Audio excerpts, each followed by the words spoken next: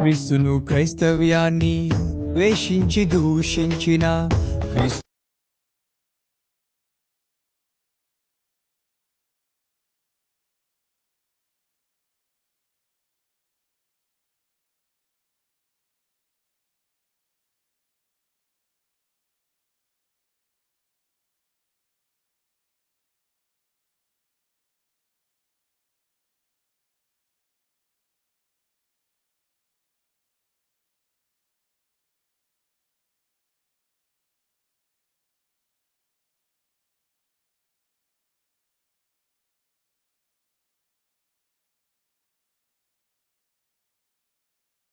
అందుకనే ఆదామును అవ్వను మోసం చేయడానికి ప్రయత్నం చేసేటువంటి సాతానుడు లూసిఫరు ఎలా వచ్చాడు ఆదాము దగ్గరికి, అవ్వ దగ్గరికి?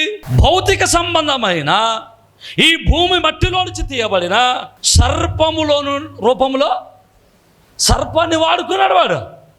దేవునికి స్తోత్రం. సర్పాన్ని వాడుకోకుండా సర్పములోనికి ప్రవేశించకుండా భౌతిక సంబంధమైనటువంటి శరీరంలోనికి సాతానుడు ప్రవేశించకుండా ఈ భూమి మీద వాడు ఏమీ చేయలేడు. అర్థమైన వారు దేవునికి స్తోత్రం. హల్లెలూయా. అందుకనే సాతానుడు ఏం చేస్తాడంటే మన చేతే సమస్తమైన పనులు చేపిస్తాడు. ఎలా చేపిస్తాడు చెప్తాను చూడండి. ఆదాము అవ్వ దగ్గరకు వచ్చినటువంటి సాతానుడు అవ్వతో మాట్లాడాడు. అవ్వతో మాట్లాడి మెల్లంగా ఏం చేశాడు? పండును తినిపించాడు. చూడండి, వాడు కోసివలా, వాడు ప్రేరేపించాడు. ప్రేరేపించినప్పుడు అవ్వ ఆ పండును కోసి, అర్థమైందా మీకు?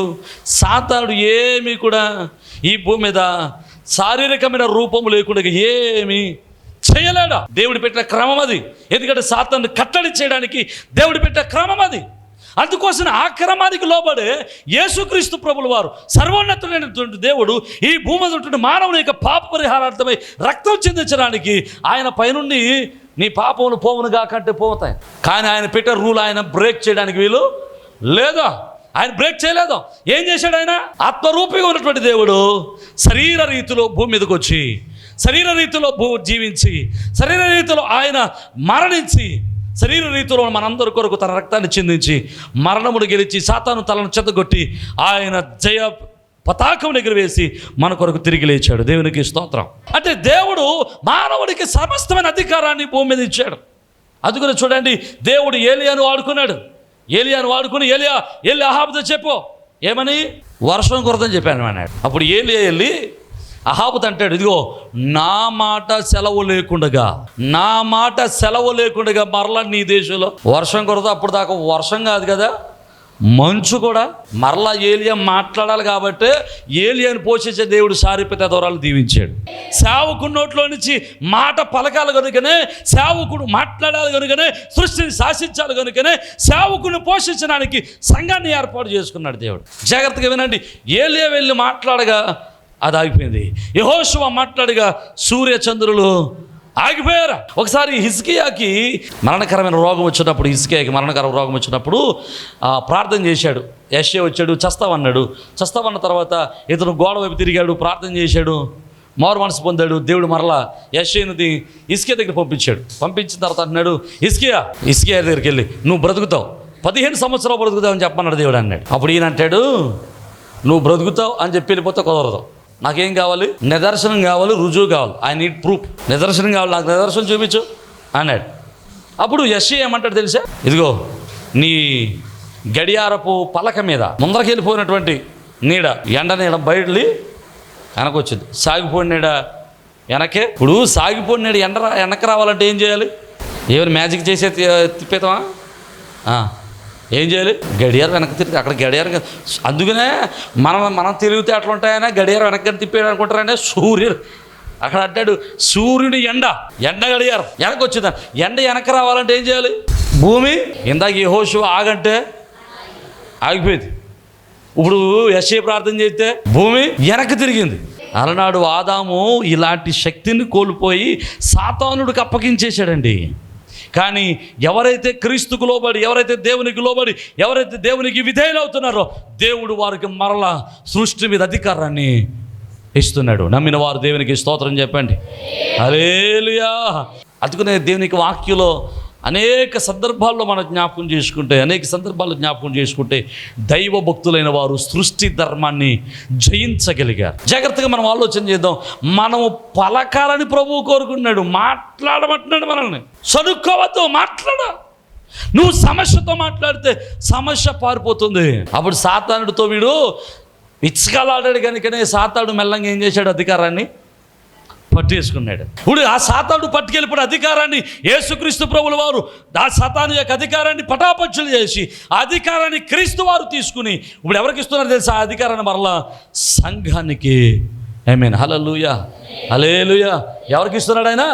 సంఘానికి ఇచ్చేశాడు. హల్లెలూయా. నేను అంటాను, సేవకులకి మాత్రమే కాదు, జాగ్రత్తగా వినండి, సేవకులకి మాత్రమే కాదు, ఈ అధికారం అంతా ఎవరికి ఇచ్చేశాడు? సంఘం అంతటికి ఇచ్చేశాడు. హల్లెలూయా, హల్లెలూయా.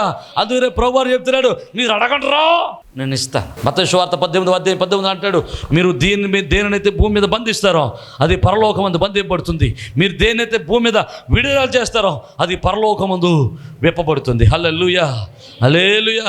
ఇక్కడ భూమి మీద ఇద్దరు ఏకీభవిస్తే చాలు, అది పరలోకమందు తండ్రి వలన మీకు కలుగుతుంది. ఈరోజు జాగ్రత్తగా మనం ఆలోచన చేస్తే దేవుని యొక్క వాక్యం చెబుతుంది, మీరు అడగండి, అడగండి, నోరు విప్పండి, మాట్లాడండి ప్రభు అంటుంటే మనం ఏం చేస్తున్నామంటే నోరు విప్పి మాట్లాడడం మానేసి మనసులో గొనుక్కుంటూ ఉంటాం. దేవుడు మన నోటికి శక్తినిచ్చాడు, మన పదవులకు శక్తినిచ్చాడు, మన ఊపిరికి శక్తినిచ్చాడు. మనలో ఉన్న ఊపిరి మనది కాదు. ఎక్కడి నుంచి వచ్చింది ఈ ఊపిరి? దేవుని నోటిలో నుంచి వచ్చింది. దేవుని నోటిలో నుంచి వచ్చిన ఊపిరికి అప్పుడు ఏ బలం ఉందో ఇప్పుడు కూడా అదే బలం. అందుకనే వాక్యంలో చక్కటి మాట ఉంటుంది చూడండి. మత్తయి సువార్త 17వ అధ్యాయం 21వ వచనం. అందుకు ఆయన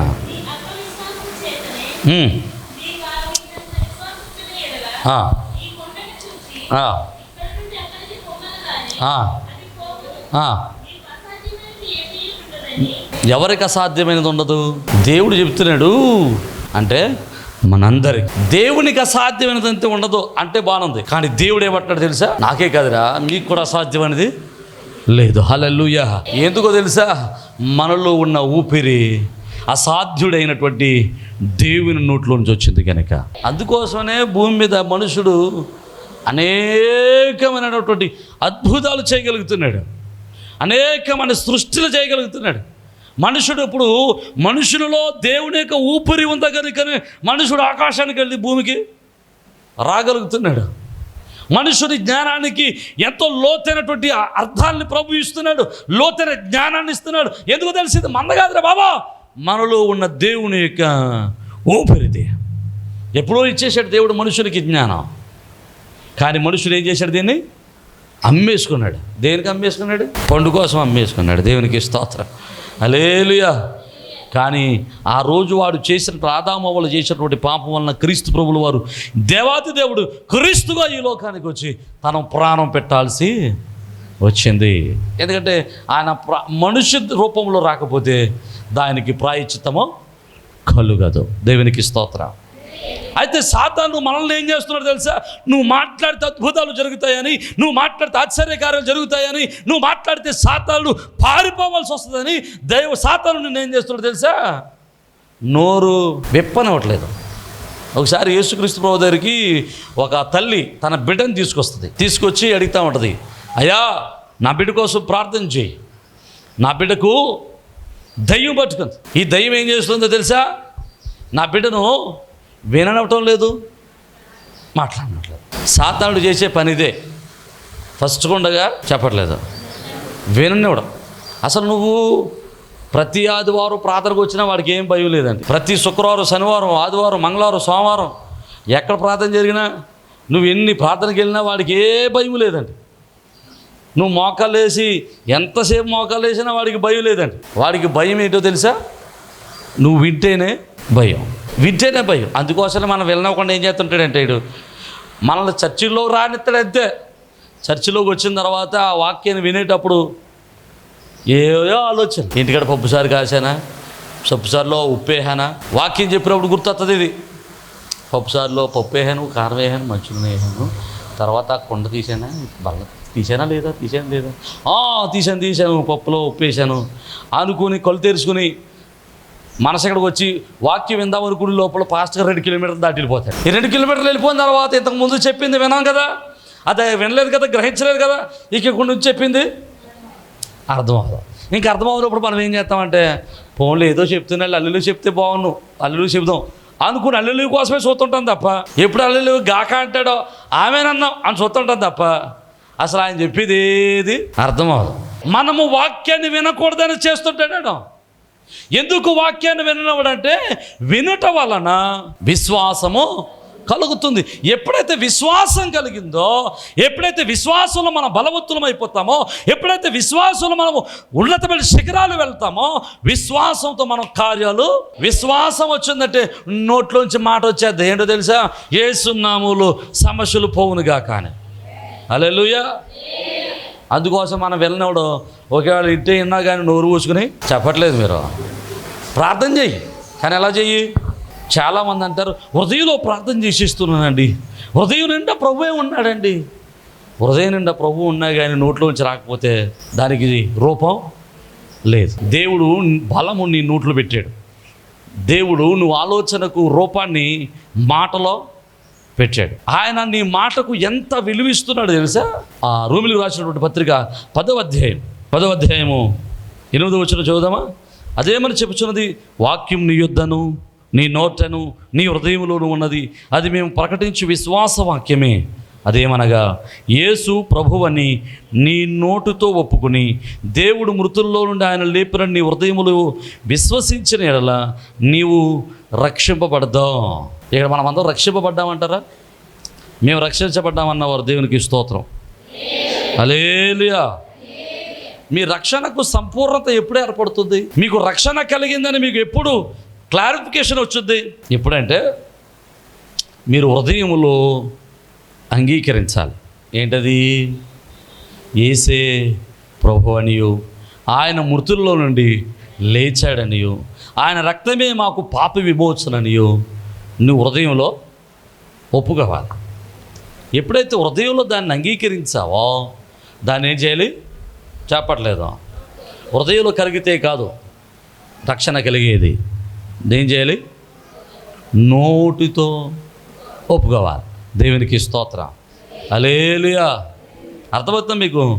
నోటులో నుంచి మాట వస్తేనే నీ రక్షణ సంపూర్ణమైనట్టు. అర్థమైన దేవునికి స్తోత్రం చెప్పాడు. హల్లెలూయా.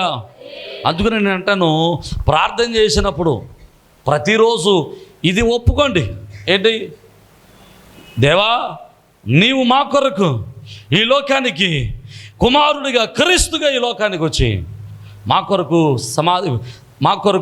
చిత్రహింసలు అనుభవించి, మా పాపల నిమిత్తమే రక్తం గార్చి, మా కొరకు సమాధి చేయబడి, మా కొరకు మరణించి, మా కొరకు సమాధి చేయబడి, నువ్వు మరణమును గెలిచి తిరిగి లేచావని, నీవే నిజమైన దేవుడు, నీవే పరలోక రాజ్యానికి మాకు హక్కు, మాకు మార్గమని, జీవమని మేము నోటుతో ఒప్పుకుంటున్నాం. మేము ఒప్పుకుంటున్నాం నాయనని ఒప్పుకోవాలి. దీన్ని ప్రతిరోజు ప్రార్థన చేసినప్పుడు ఈ ఒప్పుకోలు ఖచ్చితంగా చేయాలి. దేవునికి స్తోత్రం. హల్లెలూయా. నోటుతో దాన్ని ఒప్పుకుంటేనే అది కార్యరూపము దాల్చుతుంది. నువ్వు నోటుతో మాట్లాడితే కార్యం జరుగుద్ది. ఒకరోజు చెప్తాను చూడండి. ఒక రోజు ఎలీషా రోడ్డు అంతా వెళ్ళిపోతున్నాడట. వెళ్ళిపోతుంటే కొంతమంది యవనస్తులు ఆ దైవజనుడి దగ్గరికి వచ్చి, బోడివాడా బోడోడా బోడోడా అన్నాడట. అంటే వీడికి గుండంట. బోడోడా అంటే అప్పుడు ఏం జరిగిందో తెలుసా? ఈయన అన్నాడంట, అడవిలో నుంచి వచ్చే వాళ్ళు వచ్చి నేను తినేతారన్నాడట. అంతే. అసలు సేవకుడు నోట్లో నుంచి మాట వచ్చిందా? ఫినిష్. చాలామంది నన్ను అంటూ ఉంటారు, అయ్యగారు మీరు ఇంతే ప్రార్థన చేస్తున్నారంటే. పెద్ద ప్రార్థన, గంటల ప్రార్థన చేయట్లేదు మా కోసం. ఎక్కువ ప్రార్థన చేస్తే సాటిస్ఫాక్షన్ ఉంటుంది, సంతోషమే. కానీ నేనంటాను, సేవకుడు నోట్లో నుంచి ఒక్క మాట చాలు, ఆశీర్వచనం. హల్లెలూయా. హల్లెలూయా.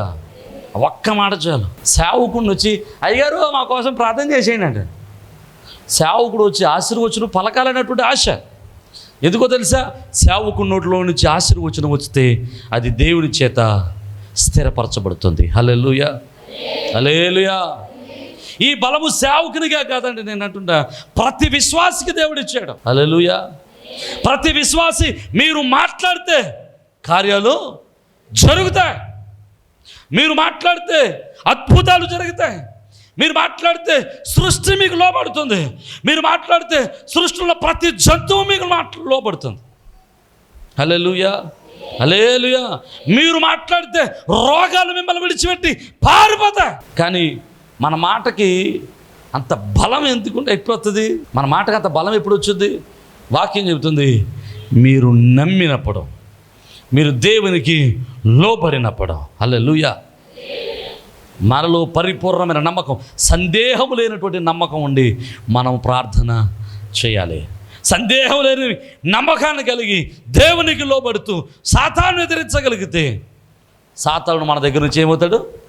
ఆమేన్, హల్లెలూయా. దేవుడు ఇంత అధికారాన్ని దేవుడు మనకి ఇస్తే మనం ఇంకా ఏం చేస్తాం? పిల్లోళ్ళు ఎడుతున్నాడంటే మొక్కాలు పరిగెత్తకుండా ఉన్నాం. దరిద్రం ఏంటంటే ప్రార్థనకి వెళ్తాం కానీ రచనకి కడతాం, ప్రార్థనకి వెళ్తానే ఉంటాం, కడతానే ఉంటాం. ఎంత దరిద్రం అండి! దేవుడేమో నిన్ను అధికారం కలిగిన వాడుగా చేస్తే, దేవుడు ఈ సృష్టి మీద నీకు అధికారాన్ని ఇస్తే, దేవుడు ఈ సాతాను శక్తుల మీద నీకు అధికారాన్ని ఇస్తే నువ్వేం చేస్తున్నావు? ఆదాము అవ్వలాగా అధికారాన్ని మళ్ళీ తీసుకెళ్ళి సాతాను చేతుల్లోనే పెడుతున్నావు. నువ్వు ఏది మాట్లాడుతావో అదే జరుగుతాయి. దేవుడు నీ నోటికి శక్తిని ఇచ్చాడు. అందుకని చూడండి, ఒక్కొక్కసారి ఒక మాట చెబుతాను చూడండి. అప్పుడప్పుడు మనం అనుకుంటా ఉంటాం, అయ్యి బాబు ఇవాళ కట్టులకి వెళ్ళవా, వచ్చేది ఇవాళ దెయ్యం వచ్చేది నీటికి అయిపోయింది, ఇక సాయంత్రం వచ్చి కూర్చుంటుంది. ఎందుకంటే నువ్వు ఇక నా జీవితం అయిపోయింది, ఇంక ఇంతే, ఇంక నేను ఇలాగే ఉంటాను, ఇక అంతే, నువ్వు అన్నావు కదా అలాగే ఉంటావు.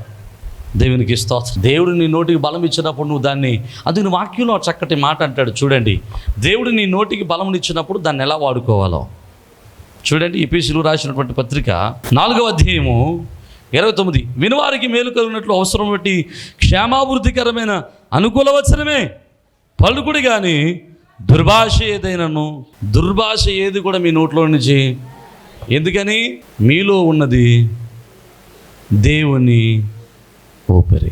మనలో ఉన్నది ఏంటట? దేవుని ఊపిరి. మరి దేవుని ఊపిరిని మనం ఏం చేస్తున్నాం? దుర్భాషలు మాట్లాడడానికి.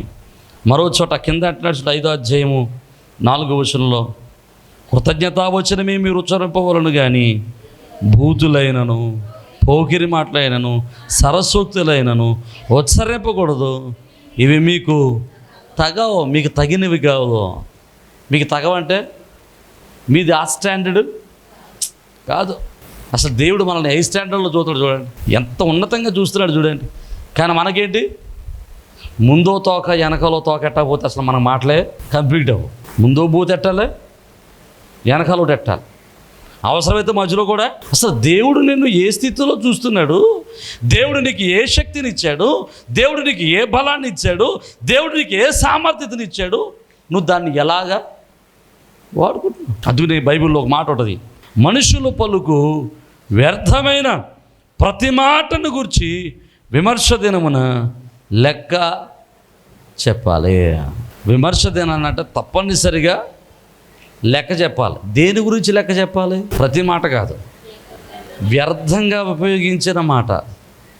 వ్యర్థముగా ఉపయోగించిన మాట అంటే, ఒకరికి మనం 1000 రూపాయలు ఇచ్చాం, 1000 రూపాయలు ఇచ్చినప్పుడు పలానా పని చేయమన్నాం, పలానా పని చేయమన్నప్పుడు ఆ పనికి చేసిన పనిలో ఖర్చులు మనం ఏమీ లెక్కడగాం.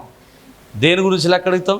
పనికి సంబంధించని విషయాలలో డబ్బులు ఖర్చు పెట్టినప్పుడు ఇది ఎందుకు ఖర్చు పెట్టాల్సి వచ్చింది, ఇక్కడ నేను చెప్పిన పనికి సంబంధించింది కాదు కదా ఇది అని లెక్క అడుగుతాం. దేవుడు అదే అన్నాడు, నేను నీకు నోటికి శక్తినిచ్చి, నీకు బలమునిచ్చి, నీ నోటిలో నా ఊపిరి నుంచి, నీలో నా ఊపిరి నుంచి నువ్వు ఏది మాట్లాడితే కార్యాన్ని నేను చేద్దానంటే నువ్వేం చేసావు? నీ నోటిని వ్యర్థముగా మాట్లాడిన ప్రతి మాటకు నువ్వేం చెప్పాలట?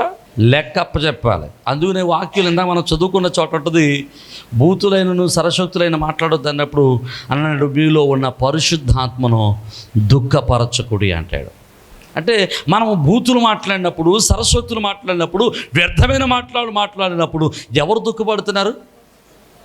పరిశుద్ధాత్ముడు దుఃఖపడుతున్నాడు. ఎందుకు దుఃఖపడుతున్నాడంటే, అనవసరంగా వీడికి సామర్థ్యతను ఇచ్చాను, అనవసరంగా వీడికి నా ఊపిరిని ఇచ్చాను, ఆయన దుఃఖపడుతున్నాడట. అర్థమవుతున్న వారు ఒకసారి బిగ్గరగా దేవునికి స్తోత్రం చెబుదాం. హల్లెలూయా. నువ్వు మాట్లాడితే అద్భుతాలు జరుగుతాయి, నువ్వు మాట్లాడితే సూచక్రియలు జరుగుతాయి, నువ్వు మాట్లాడితే ఈ సృష్టి నీకు లోబడుతుంది. నువ్వు మాట్లాడితే నీలో ఉన్న సమస్యలు పారిపోతాయి. నువ్వు మాట్లాడితే నీలో ఉన్న ప్రతి కఠిన పరిస్థితి మార్చబడుతుంది. నువ్వు మాట్లాడితే నీ రుణాలు తీరిపోతాయి. నువ్వు మాట్లాడితే నీ యొక్క దుఃఖము సంతోషంగా మారుతుంది. బిగ్గరగా దేవునికి స్తోత్రం చెబుదాం. హల్లెలూయా. కానీ దేవుడు ప్రతి మాటలు నీ శక్తినివ్వాలి అంటే నువ్వు ఏం చేయాలో తెలుసా? ఆయన యందు విశ్వాసం ఉంచాలి, ఆయన యందు లోబడి ఉండాలి, ఆయనకు లోబడి ఉండాలి. నువ్వు ఆయనకు లోబడి ఉన్నంతసేపు నీ నోటిలో ఉన్న ప్రతి పదం, ప్రతి మాట ఒక్కొక్క కార్యాన్ని చేస్తూనే వస్తుంది. హల్లెలూయా, హల్లెలూయా. అందుకోసమనే మనం వర్షాకాలంలో మీటింగ్లు ఇట్లా ఆమేన్, హల్లెలూయా, హల్లెలూయా. దాని అర్థం ఏంటి తెలుసా? దేవుడు మన పక్షాన. ఆమేన్, హల్లెలూయా. దేవుడు మనం మాట్లాడుతుంటే, మనం అడుగుతుంటే సృష్టిని మన స్వాధీనపరుస్తున్నాడు. హల్లెలూయా, హల్లెలూయా. ఈరోజు మరి నీకు దేవుడు ఇచ్చిన శక్తిని, దేవుడు నీకు ఇచ్చిన బలాన్ని, దేవుడు నీ నోట్లో ఉంచినటువంటి సామర్థ్యతను నువ్వు ఎలాగ వాడుతున్నావు? వ్యర్థమైన వాటి కోసం వాడుతున్నావా? దీవెనకరమైన వాటి కోసం వాడుతున్నావా? బూతులు మాట్లాడుతూ దేవుని యొక్క పరిశుద్ధాత్మను దుఃఖపరుస్తున్నావా? లేకపోతే కృతజ్ఞతా వచనం, అనుకూల వచనమే మాట్లాడుతున్నావా? నీ నోటిని చాలా జాగ్రత్తగా వాడాలి సుమా. నీ నోటిని చాలా జాగ్రత్తగా వాడాలి సుమా. నీవు మాట్లాడే మాట చాలా జాగ్రత్తగా మాట్లాడాలి సుమా. నా నోరు నా ఇష్టం, నేను ఏదైనా తిడతాను, ఏదైనా చేస్తానంటే దేవుడు ఊరుకునేవాడు కాదు. నా ఇష్టం, నేను ఏదైనా చేస్తానంటే దేవుడు ఊరుకోడండి. ఖచ్చితంగా దేవుడు దాని గురించి ఏంటి, విమర్శ దినమందు లెక్కలోనికి దాన్ని తీసుకొస్తాడు. నువ్వు మాట్లాడిన ప్రతి వ్యర్థమైన మాటకు ఏం చేయాలి? రాసుకోవాలి, జాగ్రత్తగా గుర్తుపెట్టుకోవాలి. నువ్వు ఇక్కడ ఎందుకు మాట్లాడవు ఈ మాట? దేవునికి స్తోత్రం, హల్లెలూయా. ఇక్కడ ఉన్న వాళ్ళ గురించి అక్కడ ఉన్న వాళ్ళకి ఇక్కడ ఇలాంటి వ్యర్థమైన మాటలు మాట్లాడొద్దు. అనవసరంగా దేవుడు మీకు ఇచ్చిన విలువను ఏం చేయొద్దు, కోల్పోవద్దు. దిగజారిన స్థితిలో మీరు ఉండొద్దు. దేవుని దృష్టిలో, దేవుని చిత్తములో మీరందరూ శక్తిమంతులు. దేవుని దృష్టిలో మీరందరూ కూడా బలము కలిగినటువంటి వారు. మీరు కార్యాలు చేసేటువంటి కార్య సాధకులు. ఆమేన్, హల్లెలూయా, హల్లెలూయా. ఇంకో మాట నేను చూపించాలి, నిన్ను ముగించడానికి ప్రయత్నం చేస్తాను. దేవుని సేవకునికి, విశ్వాసకి ఎంత బలాన్ని ఇచ్చాడే, ఒక సామాన్య క్రీస్తు సంఘములో దేవుని శరీరంలో కట్టబడిన మనందరికీ ఇంత బలాన్ని ఇచ్చాడే, మరి సేవకునికి ఇంకెంత బలం ఇచ్చి ఉంటాడు? చూడండి, ఒక మాట చూద్దాం. యోహాను సువార్త 20వ అధ్యాయం 22వ వచనం చదవండి. ఆయన ఈ మాట చెప్పి వారి మీద ఊది పరిశుద్ధాత్మను పొందండి. మీరు ఎవరి పాపములు క్షమిస్తారో వారి పాపాలు క్షమించబడతాయి. మీరు ఎవరి పాపాలు అయితే నిలిచి ఉండనిస్తారో అవి నిలిచి, ఆమేన్, హల్లెలూయా. శిష్యులతో మాట్లాడుతున్నాడు. మీరు ఎవరి పాపాలు క్షమిస్తే వారి పాపములు క్షమించబడతాయి. మీరు ఎవరి పాపములు అయితే నిలిచి ఉండనిస్తారో వారి పాపములు, ఆమేన్, హల్లెలూయా. అందుకనే సేవకుడితో మాట్లాడేటప్పుడు చాలా జాగ్రత్తగా మాట్లాడాలి సుమా. అందుకనే సేవకుని మనం గౌరవించినప్పుడు చాలా జాగ్రత్తగా గౌరవించాలి సుమా. ఒళ్ళు దగ్గర పెట్టుకుని, నోరు దగ్గర పెట్టుకుని సేవకునితో మాట్లాడాలి. దేవునికి స్తోత్రం, హల్లెలూయా. విశ్వాసులకు కూడా దేవుడు సామర్థ్యం ఇచ్చాడు. మనందరికీ సామర్థ్యం ఇచ్చాడు. మనం పలికితే అద్భుతాలు జరుగుతాయి. మీరు ప్రార్థన చేస్తే అద్భుతాలు జరుగుతాయి. మీరు ప్రార్థన చేస్తే అద్భుతాలు జరుగుతున్నాయి కదా అని మీరు పాస్టర్లు అయిపోవడానికి ప్రయత్నం చేయకండి. మీరు పాస్టర్లు కాదు. దేవునికి స్తోత్రం, హల్లెలూయా. ఈ రోజుల్లో మరీ దరిద్రం ఏంటంటే, నేను ప్రార్థన చేస్తే అద్భుతాలు జరుగుతున్నాయి కాబట్టి నేను బైబిల్ పెట్టేసుకుంటాను. తప్పు. సంఘ ధర్మాలు వేరు, పరిచర్య ధర్మాలు వేరు. దేవునికి స్తోత్రం. జరిగిన సంఘటన చెప్తాను చూడండి. ఒక రోజు నాకు ఒక ఆయన ఫోన్ చేశాడు. ఫోన్ చేసి, అయ్యారు పొద్దున్న నుంచి మా అబ్బాయి ఏడుపండి వదలతలేదు. మధ్యాహ్నం దాకా అనుకున్నాం, మధ్యాహ్నం వరకు ఈయనకి ఏదైనా కడుపు నొప్పి అవుతుందేమో, అది అవుతుందేమో అనుకున్నాం.